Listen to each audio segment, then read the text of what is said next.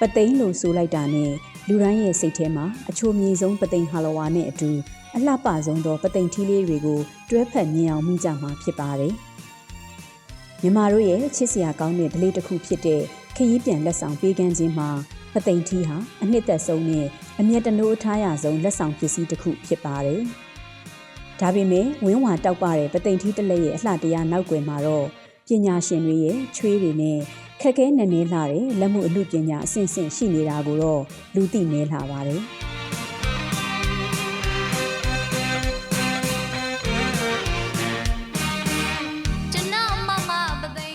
ပသိန်းထီးရဲ့သမိုင်းကြောင်းဟာလည်းအင်မတန်ခိုင်မာပါတယ်။ဒီပေါ်မင်းလက်ထက်ကနန်းတွင်ထီးတော်လုပ်ပညာရှင်ကြီးဦးရွှေစာဟာပါတော်မူပြီးနောက်ပသိမ်မြို့ကိုရောက်ရှိလာပြီးဒီလက်မှုပညာကိုမျိုးစေ့ချပေးခဲ့တာဖြစ်ပါတယ်။ဒါကြောင့်ပသိမ်ထီးဟာရိုးရိုးထီးတစ်လက်ထက်ဆိုင်နန်းတွင်အမွေအနှစ်နဲ့ရိုးရာရင်ကျေးမှုရောရှက်နေတဲ့ဂုံယူစရာလက်ရမုံတစ်ခုဖြစ်ပါတယ်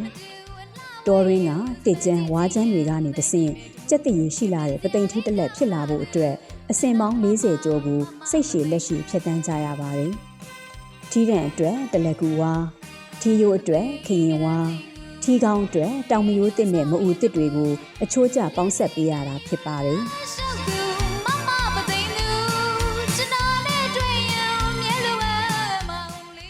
ဝါကိုစေးစိမ်ကြက်တိုက်ရက်ချပြီးအပေါက်ဖောက်ရတယ်လို့ထီးရိုးကိုလည်းပိုးမထိုးအောင်မီးရှို့မှိုင်းခံပြီးတဖြောင်နဲ့ဖြစ်အောင်ဖြောင်ပေးရပါတယ်။ဒီလုပ်ငန်းစဉ်တစ်ခုချင်းစီဟာစက်ကရိယာတွေထက်ဆိုင်ရင်လူသားတွေရဲ့ကျွမ်းကျင်မှုနဲ့စိတ်ရှည်မှုကိုသာအဓိကအားထားရတဲ့ဟန်မိတ်လက်မှုအစစ်မှန်တွေဖြစ်ပါတယ်။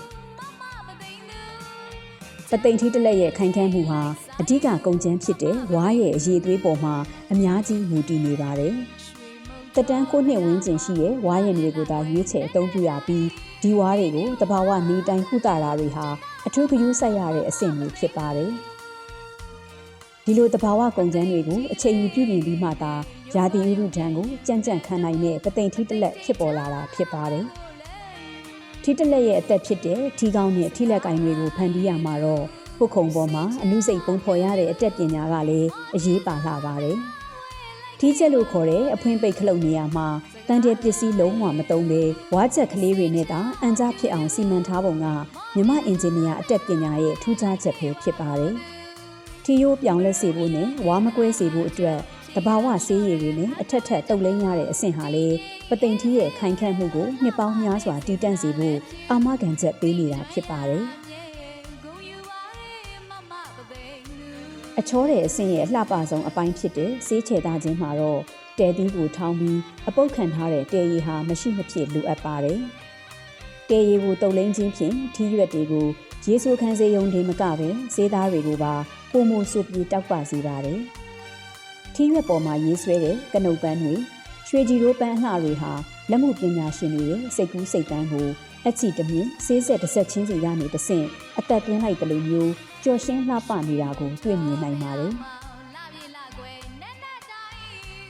မြမလူမှုပတ်ဝန်းကျင်မှာပသိမ်ထီးဟာအသုံးဆောင်တက်တက်ထက်ပိုပါတယ်။အလူအတန်းရှင်ပြုပွဲနဲ့မင်္ဂလာပွဲတွေမှာရိုးရာဝတ်စုံတွေနဲ့အတူတွဲဖက်ဆောင်လိုက်တဲ့အခါမှာတော့မြမယဉ်ကျေးမှုရဲ့အနှစ်သာရကိုအပြည့်အဝပေါ်လွင်စေပါတယ်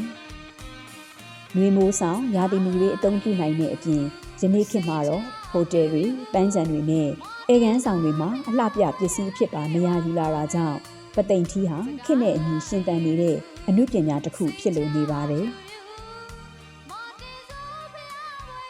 အချောတဲ့အဆင့်မှာလည်းအမှုပညာမြောက်တဲ့တွဲဆက်မှုတွေပါဝင်နေပါတယ်။ထီးလက်တံတွေကိုအချီကျိုးနဲ့အနားသက်ချီထီးကွက်ညှိပြီးမှပိတ်စာကက်နှစ်ဖက်ရိုက်ပြီးဆေးချေသားရတာဖြစ်ပါတယ်။အလှဆင်ခြင်းအဆင့်မှာဆိုရင်လည်းအရင်ကစီစိန်ဆက်တူတွေကိုလည်းအသုံးပြုခဲ့ရတာကနေအခုအခါမှာတော့အယောင်သွေးစုံနေတဲ့ပိတ်စာတွေဖဲစာတွေကိုအသုံးပြုပြီးပုံမခိုင်ခန့်အောင်စမ်းသစ်လာကြပါတယ်။ထီးရွက်ပေါ်မှာရေးဆွဲတဲ့ပကြီလက်ရာတွေဟာမြမရိုးရာကနုတ်ပန်းတွေကနေတဆင့်တဘာဝအလှပရှုခင်းတွေအထိစုံလင်လှပါတယ်။ပသိမ်ထီးလေးစောင်းလိုက်တဲ့အခါအမျိုးသမီးတို့ရဲ့ကြက်တရေကိုပုံမတင့်တယ်စေတယ်လို့ရိုးရိုးရှင်းရှင်းနဲ့ဆွဲဆောင်မှုရှိတဲ့မြမအလှကိုပေါ်လွင်စေတာပဲဖြစ်ပါတယ်။ယနေ့ခေတ်မှာတော့ပသိမ်ထီးကိုဖုန်ကြီးဆောင်ထီးကိုရင်ဆောင်ထီးတွေအပြင်ဟိုတယ်အလှဆင်ထီးကန်းစီသုံးထီးနဲ့ မင်္ဂလာလက်ဆောင်ထိစသဖြင့်အမျိုးမျိုးစမ်းသစ်တီထွင်ထုတ်လုပ်နေကြပြီးအရွယ်အစားအနေနဲ့ကတော့လေးလက်မကနေ10ပေအထိမျိုးစုံအောင်ဖန်တီးလာနိုင်ခဲ့ပါတယ်။အထူးသဖြင့်နိုင်ငံတကာခရီးသွားတွေအံ့ဩချီးကျူးကြတာကတော့ထီးရဲ့အဖွင့်ပိတ်ရန်နေရာမှာတန်တယ်သို့မဟုတ်စပရင်တစ်ခုမှမပါဘဲတစ်သားနဲ့ဝါးကိုသာအမှုစိတ်ပေါင်းဆက်ဖန်တီးထားတဲ့နည်းပညာပဲဖြစ်ပါတယ်။ဒါဟာမြမလက်မှုပညာရဲ့ထူးခြားတဲ့ဝိသေသတစ်ခုဖြစ်ပြီးကမ္ဘာဈေးကွက်မှာမြမရိုးရာဆိုတဲ့အမှတ်တစိတ်ကိုခိုင်ခိုင်မာမာစိုက်ထူပေးနိုင်နေတာပဲဖြစ်ပါတယ်။ဒါပေမဲ့လည်းဒီဂုဏ်ယူစရာကောင်းလာတဲ့ပသိမ်ထီးလုပ်ငန်းရဲ့နောက်ွယ်မှာစိန်ခေါ်မှုတွေကလည်းများစွာရှိနေပါတယ်။ပုံရန်ဈေးနှုန်းတွေမြင့်တက်လာတာကျွမ်းကျင်လုပ်သားတွေရှားပါလာတာနဲ့နည်းပညာကိုလက်ဆင့်ကမ်းယူတဲ့မျိုးဆက်သစ်တွေနှဲပါလာတာဟာစိုးရိမ်စရာဖြစ်လာစေပါတယ်။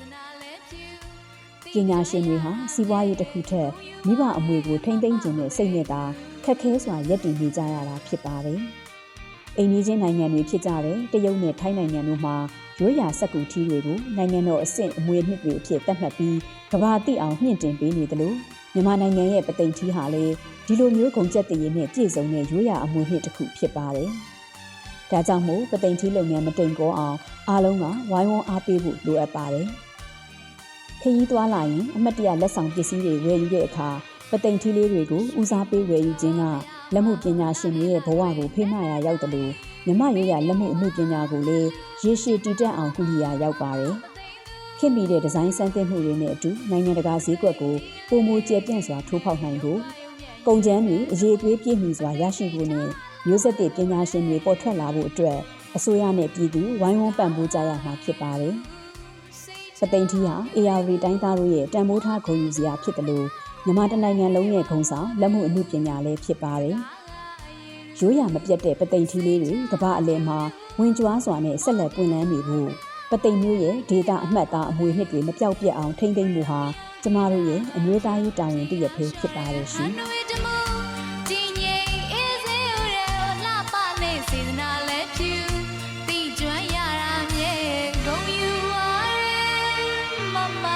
Baby